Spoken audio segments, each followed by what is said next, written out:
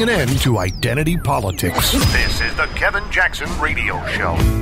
Welcome back, everybody. Kevin Jackson here. KJRadio.com, 844-551-8255. Hey, real quickly, before we get back into this ESPN thing, Tim Wilkins is engaged, and I got my invitation to Tim's wedding. And I told you guys Tim's been a little busy planning some stuff. He's opened up a business and a lot of different things. That's why he hasn't been on. Blake's trying to get a TV show done. So we will have these guys back, but I wanted to share that with you that Tim got engaged.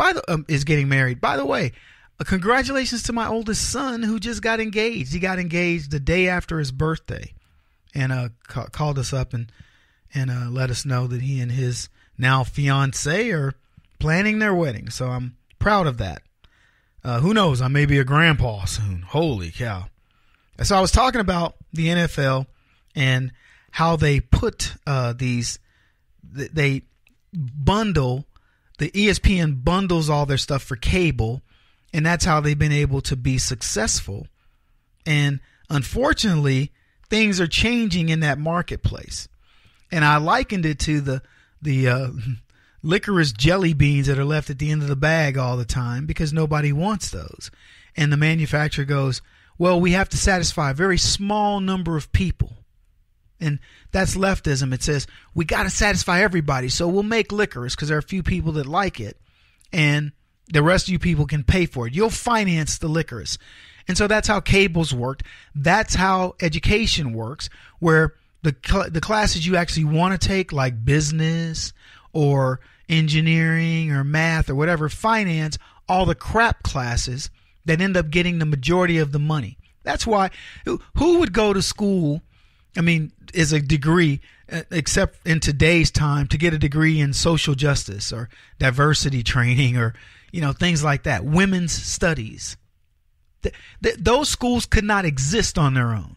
Flatly, they couldn't. Most of the TV shows you watch couldn't exist on their own if they had to compete in a free marketplace. But liberalism has let all this craziness expand. If you want to know why there's a channel to teach you how to pick lint out of your navel, I'll promise you it's because of leftism. So this guy's talking about ESPN coming to the conclusion that, you know what? We may not need the NFL any longer in order to get our deal with cable, but they did something really slick, and he gave 2 points about it. He says, first, quietly, ESPN is being able to pull off a dramatic judo move in recent agreements with its affiliates, one whose importance cannot be overstated. There is no longer specific contract language that requires the cable giant to have NFL games in order to earn its lofty and industry-envied subscriber fees, currently more than $7 per household. This means the network would not face automatic decreases in its vital artery of its dual revenue stream. Sure, distributors would be aghast, demanding to negotiate lower fees, probably immediately. But the point is, there would be no negotiations enabling ESPN to do everything it could to keep those numbers as high as possible. So they said, and rightfully so, they said, you're getting ESPN, and it's not predicated on our deal with the NFL. So that was the first thing. Second, when ESPN agreed to pay $15.2 billion for its current Monday Night Football deal, some of its key executives believed they were buying the schedule of the previous Monday Night Football package, more often than not the best game or at least one of the top games of the week. But Sunday Night Football got that pedigree, and Fox and CBS games since then have also generally been more desirable than ESPN's matchups. With the advent of Thursday Night Football several years ago, ESPN's Monday night schedule has been further diluted of quality matchups, and the network hasn't been shy about voicing dissatisfaction. Now, that goes back to what I told you guys a while back, where it said, is the NFL oversaturated with games, and is that why they're suffering? Well, possibly. That's certainly one of the reasons if I were a management consultant dealing with the NFL, I'd say, yeah, you got too many games. Sometimes you got to pull the product back in order to have people wanting it. But that's not the reason why they're suffering most now has to do with two factors, one of which is the Donald Trump factor of the anthem guys, and the second of which is the Donald Trump factor, which is an invisible one that Trump doesn't really know he did necessarily. So I'll get to that in a second. The NFL is no longer the draw that it once was. Television has evolved from an old model, and it's about to evolve even more dramatically. I mean, we look at it, the evolution of television, and we say, well, it moved from regular TV, network TV, to cable. And even cable was very limited. Now, cable, because of the way they do this, collective bargaining and they bring all these other shows, has proliferated to the point where there's far too many channels for you to determine what it is you want to watch. And I'm talking about normal stuff, like National Geographic, History, Weather Channel, whatever.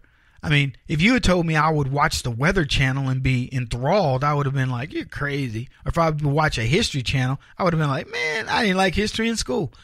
I watch both of those channels like, look at those tornadoes, look at those cyclones, look at those whatever mudslides. I mean, weather is fascinating. You don't know it until you watch the Weather Channel. So anyway, you got all these channels proliferating, and they want 24/7 like everybody else. So there's that angle. Now, if ESPN and the NFL don't figure this out, they're going to be defunct. They're going to be like Unisys. They're going to be gone. Burroughs. You remember that company? And as for President Trump, he accidentally brought to light things about ESPN and the NFL that ESPN already foresaw. They already saw that the game is changing with the NFL, that's not going to be the draw any longer.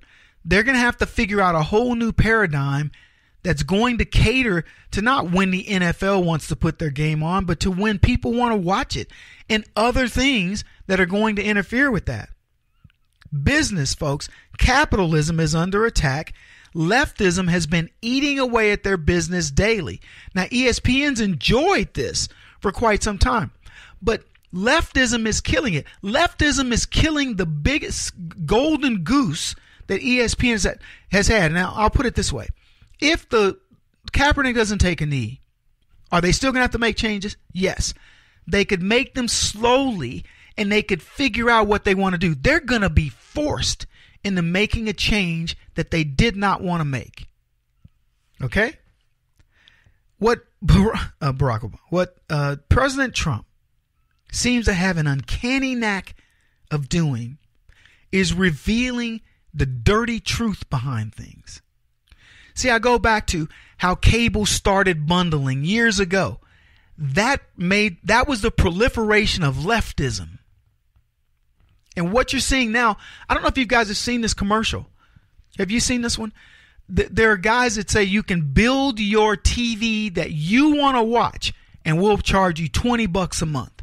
So these are the guys going to the NFL, ESPN, HBO, the movie channel, whatever. They're going to all these different things that you watch, and they're saying, look, we have a client for you.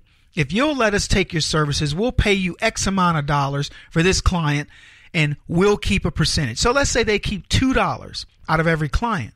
$18 goes to all these other people. They make $2, and they end up with 40 million clients who do say, I want it by the drink. I don't want what these guys, I don't need all the channels. Look at the number of channels you have on your cable TV and ask yourself, when have you watched a bunch of them?